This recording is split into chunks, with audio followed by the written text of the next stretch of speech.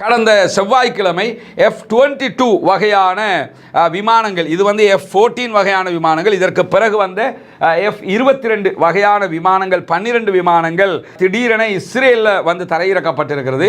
America எல்லா இடத்துலையும் இராணுவத்தை குவிச்சு கொண்டு வர்றாங்க. அந்த அடிப்படையில் இஸ்ரேலில் F-22 வகையான விமானங்களை கொண்டு வந்து இறக்கி இருக்கிறார்கள். அதில் 12 விமானங்கள் வந்திருக்கிறது என்கிற செய்திகள் வெளியாகி இருக்கிற அதே நேரம் ஈரானுடைய கடற்படை நேற்றைய தினம் பஹ்ரைனுடைய சில கப்பல்களை கைப்பற்றி இருக்கிறார்கள் என்கிற செய்தி வெளியாக இருக்கு. கைப்பற்றப்பட்டு 3 மணி நேரத்துக்கு பிறகு அவர்களை விடுவித்திருக்கிறார்கள். இதற்குரிய காரணமாக ஈரான் என்ன சொல்றாங்கன்னு கேட்டால், பஹ்ரைனுடைய அதிபர் திடீரென ஈரானுக்கு எதிராக கடந்த வாரம் நீங்க எங்க நாட்டில் இருக்கக்கூடிய அமெரிக்க தளங்களை தாக்கினீங்கன்னா நாங்கள் உங்களை தாக்குவோம் எல்லாம் மிரட்டல் விடுத்திருந்தாரு. அவருக்கு ஒரு எச்சரிக்கையாக தான் இந்த வேலையை பண்ணியிருக்கிறோம்.